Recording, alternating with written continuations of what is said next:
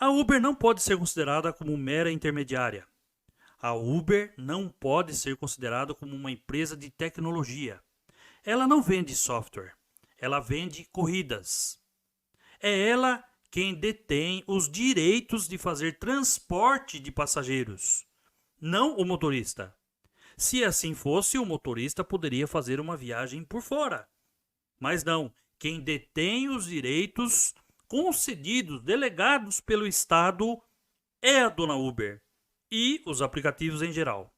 Você não pode ser considerado como autônomo, porque você não tem autonomia nenhuma, apenas para ligar o aplicativo. A partir do momento que você está no aplicativo, a autonomia é total da dona Uber. Você, motorista trabalhando pela Uber ou 99, não terá nenhum direito advindos das empresas, que são as suas obrigações. Tudo isso está na nota oficial, uma nota técnica sobre o projeto de lei. Vou mostrar aqui para vocês já, na qual eu vou resumir. Está nessa nota técnica sobre o projeto de lei complementar número 12, 2024, que a gente vem falando já há algum tempo. O Ministério Público do Trabalho, através da Coordenadoria Nacional de Combate às Fraudes nas Relações de Trabalho, CONAFRET, elaborou este relatório e a gente vai discutir aqui sobre ele. São 32 páginas, mas eu vou resumir o máximo que eu puder aqui com os pontos principais aqui para que a gente possa entender o que é que está acontecendo com esse projeto de lei 12/2024 e por que eu sempre falei para vocês que esse projeto de lei ele jamais pode passar, até mesmo com as emendas. A nota técnica apresentada aí pelo Ministério Público do Trabalho, ela fez aqui um breve resumo, um relatório do que é o projeto de lei, falando aí sobre essa relação de trabalho entre empresas e os motoristas por aplicativos. Aqui tem o breve resumo. Ele foi apresentado em caráter de urgência, que já foi retirado, mas ele tramita agora em regime de prioridade nas comissões. São 3 comissões: de Indústria, Comércio e Serviços, de Trabalho e Constituição e Justiça e de Cidadania, na qual a gente está aguardando aí os relatórios. E aqui eles fazem análise do mérito, na qual tem muitos pontos importantes. Gente, presta bastante atenção. Ele já inicia aqui no mérito, análise do mérito, dizendo que o projeto de lei complementar 12, ele apresenta questões estruturais que merecem atenção por trazer conceitos fundantes a respeito da atividade de motorista que atua por meio das plataformas digitais, que se dissociam da realidade verificada no mundo dos fatos. E já logo aqui no item 2.1, eles entram no assunto empresas como intermediárias e não como transportadora de pessoas, repercussões trabalhistas, tributárias e do consumidor. Olha aqui, ó, devemos olhar para a substância de que essas empresas realmente fazem, que é o transporte de passageiros. Ninguém abre o telefone celular e acessa o aplicativo dessas empresas procurando um motorista específico. Até porque não existe essa opção. O que os clientes buscam é a prestação do serviço de transporte que é oferecido pela empresa. Apesar das empresas se declararem como meras intermediárias, observa-se que, quando eles pediram o registro no INPE, que é o Instituto Nacional de Propriedade Industrial, eles se autodeclaram como empresa de transporte. Logo, pelo teor do projeto de lei 12, pode-se ter uma situação anômala. Sob a perspectiva dele, do projeto de lei, a empresa teria determinada atividade, mas para fins de registro de marca, a empresa teria outra atividade. Isto traria insegurança jurídica e prejuízos na seara trabalhista, tributária e do consumidor. Logo, quem detém autorização para transportar pessoas é a empresa, não é o motorista. Se fosse assim, o motorista poderia fazer uma viagem por fora, por exemplo, que estaria legal. Mas não. Viagens por fora do aplicativo é ilegal. Então, quem detém os direitos é a empresa. E olha só por que a Uber 99 não podem ser meras intermediárias. Olha o que acontece aqui. No que tange ao direito do consumidor, a prevalecer o conceito trazido no PL 12/2024, eventual falha no serviço de transporte será imputada ao motorista e não à empresa, que é o que a Uber quer, né? E então, o que pode trazer sérios prejuízos aos consumidores eis que os motoristas tenderão a não ter recursos para suportar eventuais ações de responsabilização pelas falhas do serviço. É o que a dona Uber quer que aconteça, que eles não sejam responsabilizados em nada.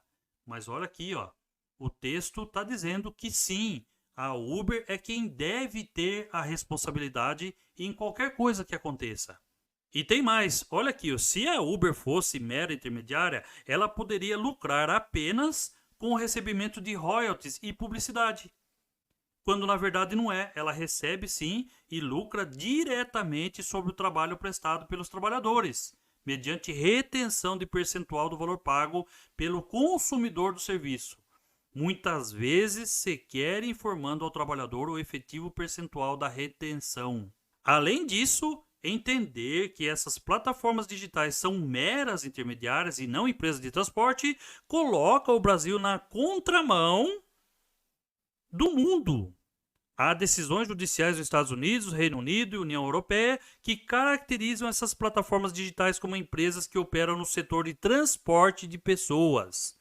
E por que o Brasil tem que ser diferente, né? E logo abaixo aqui tem vários exemplos de empresas que são sim de tecnologia, diferentemente do que a Uber está falando. A segunda questão estrutural que causa preocupação também ao Ministério Público é a caracterização do trabalhador autônomo por plataformas. No artigo 3º, ele estabelece a figura de trabalhador autônomo por plataforma e considera suficiente para a caracterização do trabalho autônomo a liberdade de escolher quando trabalhar, a ausência de exclusividade e falta de exigências a respeito de tempo mínimo à disposição. E olha aqui, ó, para que as atividades dos motoristas possam ser realizadas de forma autônoma, eles deveriam ao menos poder colocar o preço das corridas, não serem punidos em caso de rejeição de ofertas de viagens, não serem excluídos da plataforma por terem avaliações abaixo das previstas pela empresa, não terem a quantidade de ofertas de trabalho de rendimento vinculadas às notas dadas pelos clientes. Contudo, nenhuma dessas práticas serão viabilizadas pelo projeto de lei 12/2024.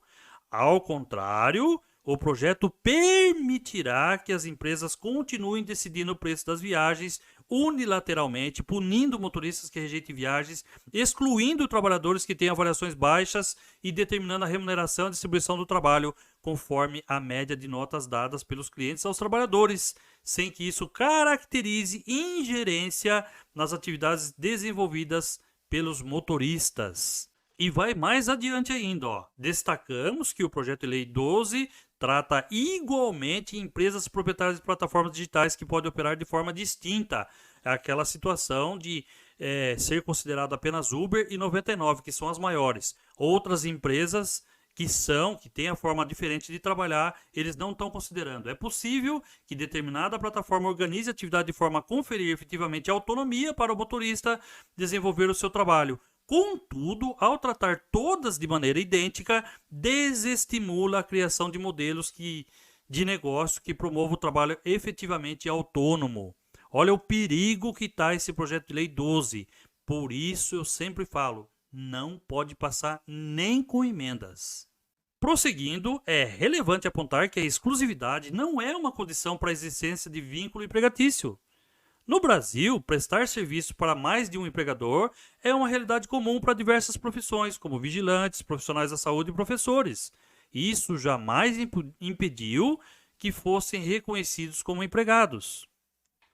A terceira questão estrutural, eu vou falar com bastante cuidado aqui para vocês, porque ele entra na seara do CLT. CLT é uma coisa que a gente não quer. Só que falar em CLT é uma coisa e as plataformas estão entrando aqui no Brasil e estão retirando os nossos direitos garantidos na CLT. Só que, veja bem, nós não queremos CLT, porque senão a gente fica engessado ali, preso ao empregador. Então, nós não queremos o CLT. Porém, o que acontece é justamente isso. Retira-se o nome CLT, mas a gente continua subordinado. É isso que eles estão dizendo aqui, que é a vedação do reconhecimento da relação de emprego, ainda que presente todos os requisitos, como eu falei, da subordinação, que a gente tem essa subordinação algorítmica. É assim que se chama. Lógico que a gente vai falar um pouquinho mais à frente aqui sobre a terceira via, que seria o ideal, ou seja, a autonomia com direitos reais, e não esse aí que o Luiz Marinho fica pregando aí nas rádios e em todo lugar. E aqui no PL, já no seu artigo 5º, conforme eu sempre mostrei para vocês aqui no nosso canal, e agora aqui é uma nota oficial do Ministério Público do Trabalho, ele autoriza a implementação das práticas da Uber aí, como adoção de normas, medidas para garantir a segurança da plataforma, dos trabalhadores, dos usuários, coibir fraude, abusos, mau uso da plataforma e também a adoção de normas para manter a qualidade dos serviços, como por exemplo suspensão, bloqueio, exclusões. Tudo isso ele está garantindo que as empresas façam. Vão continuar utilizando o sistema de avaliação, outras coisas mais que as empresas eles vão continuar fazendo. O artigo 5º do projeto de lei 12/2024 autoriza tudo que as plataformas quiser fazer na conformidade do seu contrato unilateral, que vocês sabem muito bem como é. Portanto, o artigo 5º ele autoriza a prática das empresas, como o Uber 99, a praticar aí a subordinação dos motoristas sem que configure relação de emprego, através da sua subordinação algorítmica. E a Uber, lógico que ela vai aplaudir uma coisa dessa, né? O que vocês acham? E não é só isso. Logo abaixo aqui ele está dizendo também, a assiduidade dos trabalhadores tem grande influência na distribuição do trabalho. A maior parte das empresas espera que os trabalhadores aceitem as atividades que são designadas quando estão conectados, sendo que a sua rejeição, conforme se repita, implica desde a redução no envio de tarefas até a suspensão temporária do acesso à plataforma digital. Algumas empresas estabelecem parâmetros mínimos de aceitação de cancelamento de tarefas, sendo que a sua inobservância ocasiona a interrupção temporária do acesso à sua conta. Tudo isso agora com a permissão do projeto de lei. A Uber vai fazer tudo de forma legal agora, porque o projeto de lei vai permitir essa preocupação do Ministério Público do Trabalho aqui, através dessa análise técnica. E ainda eles citam aqui a remuneração. Olha aqui, a remuneração dos trabalhadores é outro aspecto ligado ao gerenciamento algorítmico. Os valores das tarifas são determinados unilateralmente pelas empresas, sendo que raramente os trabalhadores são informados sobre quanto receberão antes de aceitar uma tarefa. E tem aí, algumas empresas adotam um preço dinâmico em que o valor do serviço sobe em razão do aumento de sua demanda em um determinado local. Esse mecanismo permite a coordenação de grupos de trabalhadores para responder instantaneamente às dinâmicas do mercado. A formatação do preço dinâmico é feita pelos algoritmos da empresa sem qualquer explicação aos trabalhadores.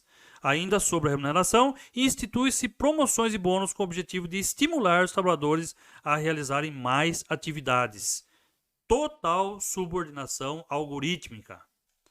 E total controle da Uber. Ela exerce o controle dos motoristas por meio dos seguintes mecanismos: das notas.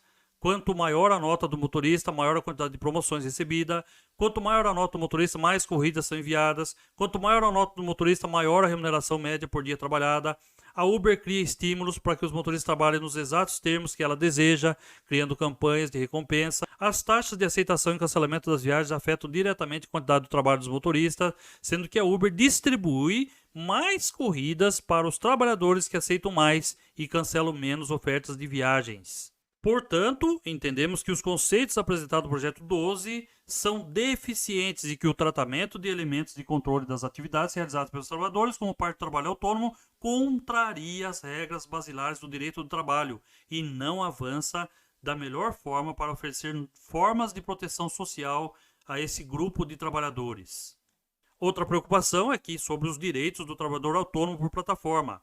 O PL 12, ele prevê que a gente possa trabalhar 12 horas aí para a plataforma, porém, no artigo 7º, inciso 13 da Constituição, prevê que é direito trabalhar apenas 8 horas diárias e 44 semanais. Como eu falei para vocês, isso aqui é algo que está na CLT e, portanto, por isso é importante a gente entender que é necessário uma revisão para o nosso trabalho. E não ficar a forma como está exatamente na CLT. Precisaria, talvez, de uma reforma trabalhista? Talvez sim. Agora, digo para vocês o seguinte: por que para aceitar, através de um projeto 12, como o presidente está fazendo, a maioria deles tudo inconstitucional, por que que não tem reforma? Para atender a Uber? É por isso? Então é estranho, né? É interessante que a gente acaba perdendo os nossos direitos através de um projeto de lei, através de uma lei apresentada aí pelo presidente. Agora, quando é para ver mesmo os nossos direitos, aí tem que fazer reforma trabalhista. Não pode. Então, aqui também está demonstrada aí a inconstitucionalidade e o desrespeito às normas e direitos humanos. É o que está dizendo aqui nessa nota oficial aqui, nessa nota técnica, né, oficial do Ministério Público do Trabalho.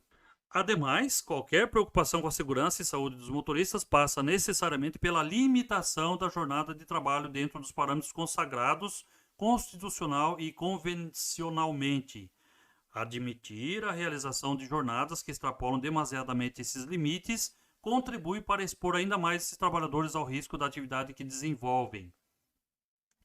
Finalmente, apontamos que foi prevista a inserção previdenciária do motorista nos artigos 10 e 11 da PL 12, contudo, o alcance dessa medida tende a ser muito limitado. Em resumo, para ao menos se atingir o salário de contribuição no valor de um salário mínimo, o projeto de lei sujeitará o trabalhador a condições de trabalho sob jornadas exaustivas, o que é muito grave, seja em relação a repercussões trabalhistas, seja em relação aos riscos da atividade de transporte em si para toda a sociedade. Eu entendo, gente, vocês me desculpem, eu sei que a gente quer trabalhar o máximo de tempo possível, mas aqui está uma preocupação do Ministério Público do Trabalho com relação à saúde do trabalhador. Por isso que eu falo que as coisas têm que se aprofundar mais e criar uma lei que seja própria para o nosso trabalho. Mas aqui está a demonstração de uma preocupação.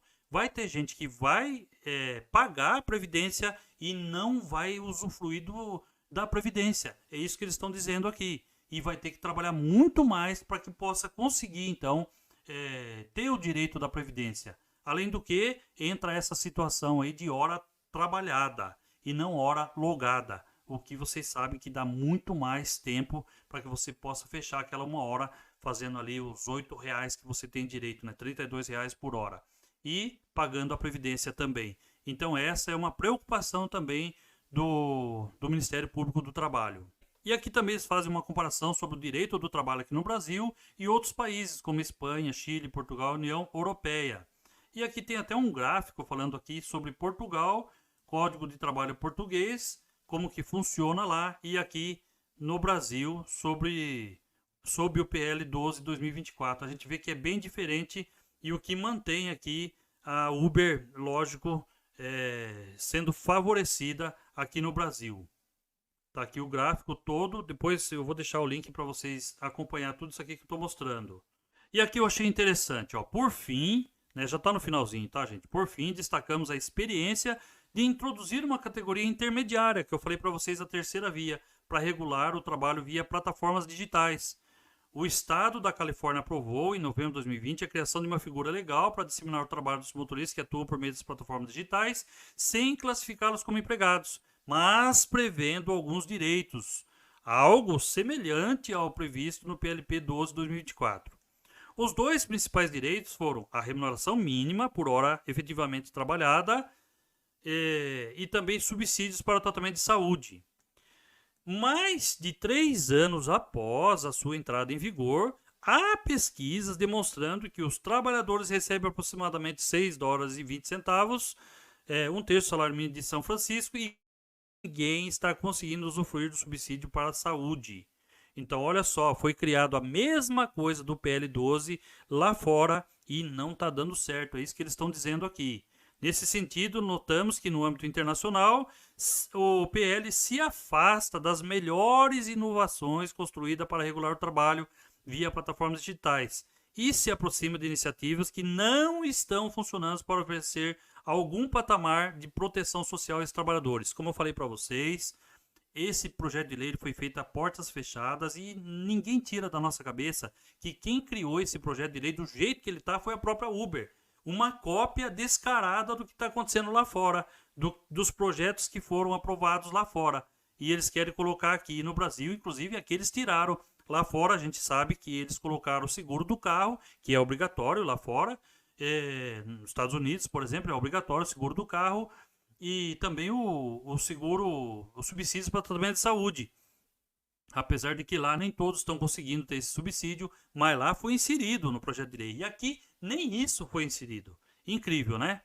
Bom, concluindo, ante o exposto, o Ministério Público do Trabalho, por meio de sua Coordenadoria Nacional de Combate às Fraudes da Relação de Trabalho e a Gerência de Projetos Estratégicos de Plataformas Digitais, manifestam-se pela necessidade imperiosa de adequar o conteúdo do projeto de lei 12 às questões de cunho técnico-jurídico delineadas ao longo desta nota. Assina aqui, são 7 procuradores, entre eles que eu já mostrei para vocês aqui, o Renan Calil e também a Priscila Dib, que eu já fiz aqui vídeo sobre eles também. Mas são 7 procuradores do trabalho que assinaram. Gente, eu queria saber eu queria que vocês deixassem aqui os comentários o que vocês acham de tudo isso. É preocupante tudo isso que está acontecendo, que está no projeto de lei, ou seja, para que o motorista tenha algum benefício é necessário uma reforma trabalhista. Mas para aprovar o que a Uber quer, pode ser através de um projeto de lei mesmo e pronto, acabou. Então não é bem assim não. Vamos aguardar cenas dos próximos capítulos, eu trago para vocês em primeira mão. E desculpe o vídeo longo, mas eu achei que era necessário mostrar para vocês aqui. São coisas que a gente está sempre falando. Estou sempre mostrando para vocês. Só que agora a gente tem aí, então, a gente tem a nota técnica do Ministério Público do Trabalho falando sobre tudo isso. Beleza? É isso aí. Tamo junto. Vamos ver como é que vai ser, né? Fique com Deus.